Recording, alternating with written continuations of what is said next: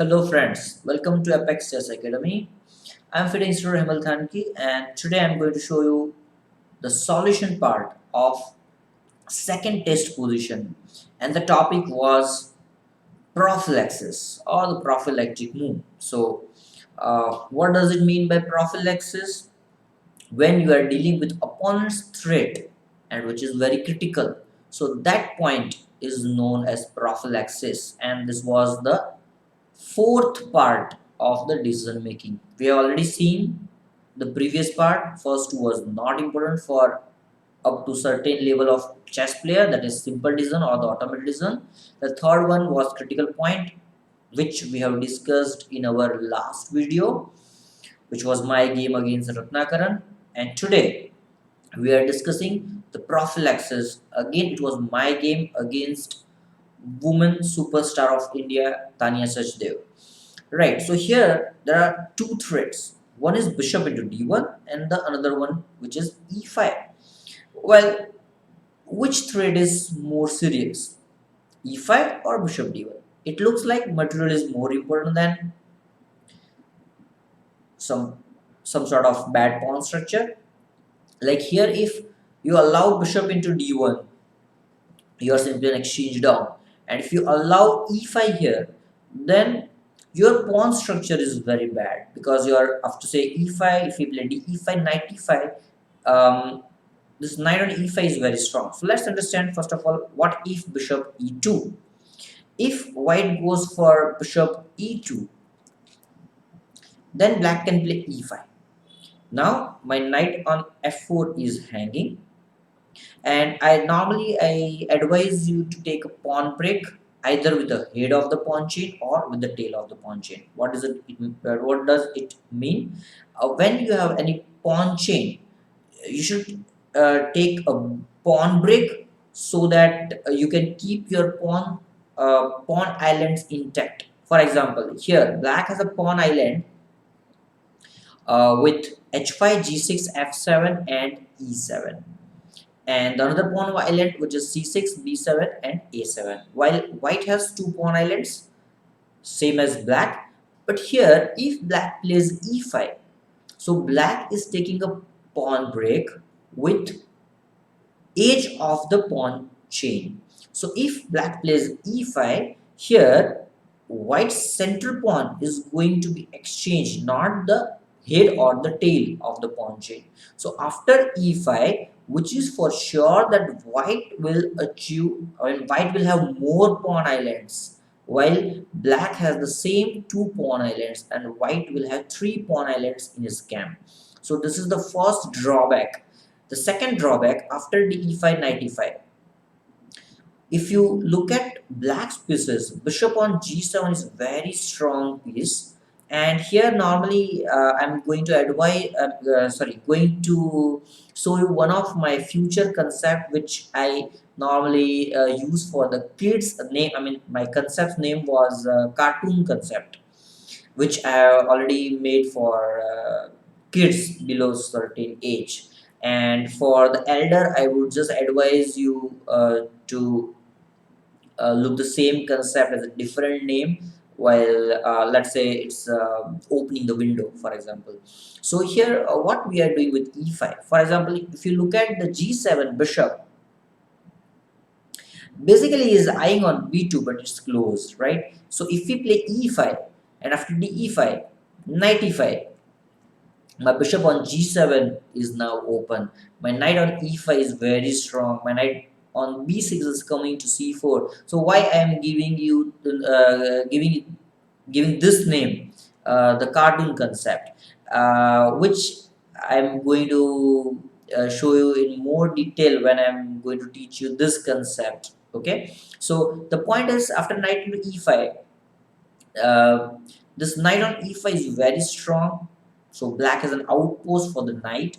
Bishop on g4 is very strong. Whenever you take bishop g4, knight will come to g4, which is again an outpost. Another knight might come to c4, or maybe on e5. The bishop on g7 is very strong, and once you eliminate the queens, which is again according to basic middle game principle, whenever you have a better pawn structure exchange queens and enter into end game. So here everything actually favors black, and this is too difficult to play as white, despite of this position is only slightly minus for white. But I won't advise you to play such position without any aim for white, right? So instead, if you are not playing bishop e2 and if you are playing e5, so what we are doing with e5, we are dealing with the e5 threat, not dealing with bishop into d1 thread. So we cannot stop both the threads at the same time, right? So we are giving up our exchange.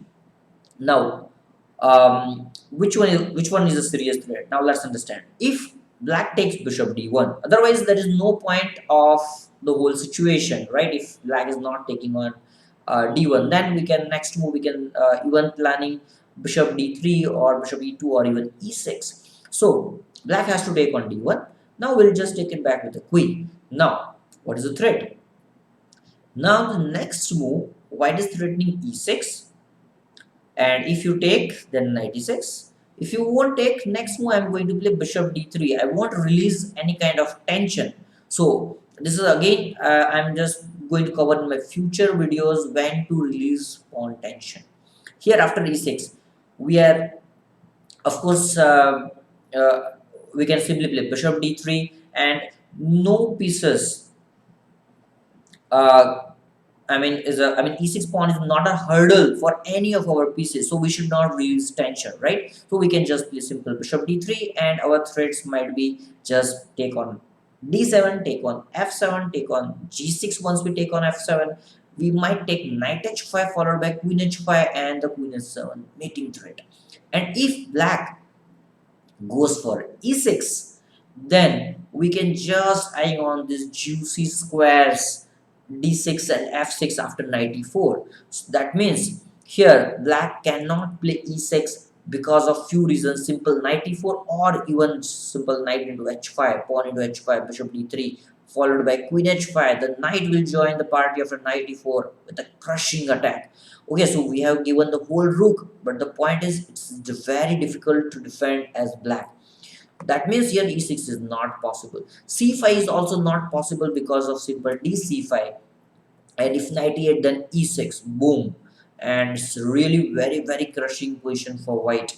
And if someone goes for knight e5, we can just take f7. Again, you cannot take it back with any of the piece. If you take with knight, the g6 pawn remains weak. If you take it back with the rook, then queen is hanging. If you take it back with the king, then we can just play bishop d4 and look at the poor king on f7 here.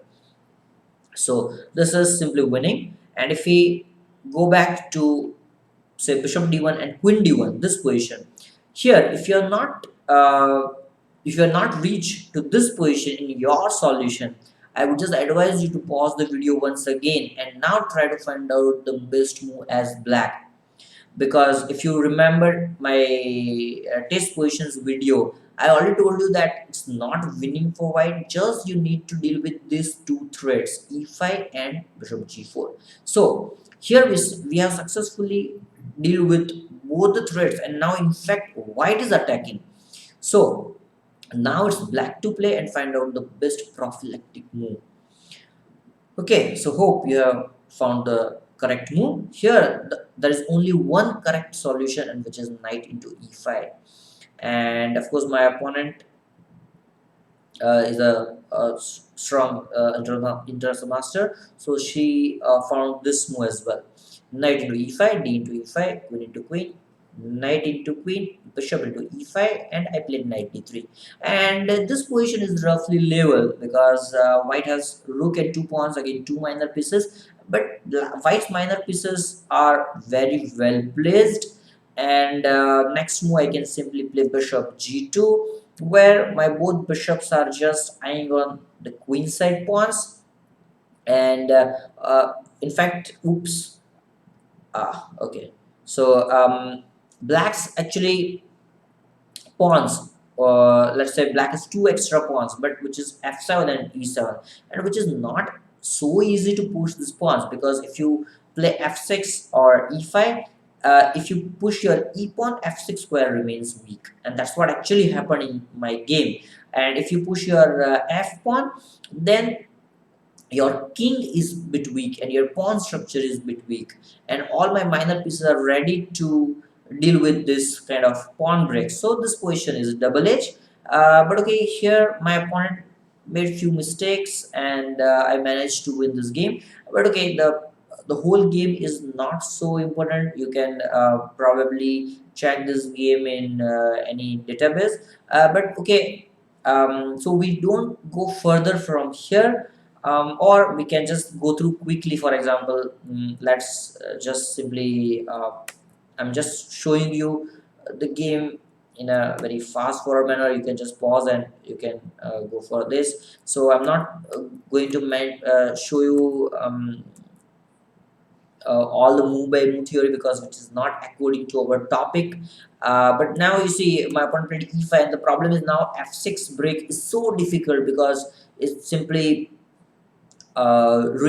ruined her pawn structure. So after e5, I played rook e1, and just gradually I improve my king, improve my pawns, just making a squeeze on the queen side. And sooner or later, black has to play f5 or f1, otherwise she's not able to improve uh, her pawn structure, not able to push her pawn majority, so she has to play f5. But then you see, this is so difficult to play g5 as well, and I managed to improve my minor pieces at the same time with this moves. So okay, you can just check this games in check this game in database. And here you see, after bishop e5, this is just a crushing position, and I managed to relocate my bishop, and this is difficult to uh, defend with the threat of rook g6 next move. So c5, bishop f6. Otherwise, bishop c5 is a threat as well. So this is just winning, right? So I think uh, you understood the point. What is the prophylactic move? So in the initial position, I have to deal with two moves, e5 and bishop into d1, which was a serious threat. Of course, e5, not bishop d1. So I deal with that threat. And when after two moves, my opponent realized that what is a serious threat. So the serious threat was e6 as white. So my opponent took knight into e5, which was the correct decision. So at both end, the decision was correct and the position was equal. So hope you understood the point prophylaxis. We'll continue our this topic. I mean, this same topic in our upcoming videos as well. But hope you understand this topic with a simple manner. Thank you, friends. Thank you very much for joining us.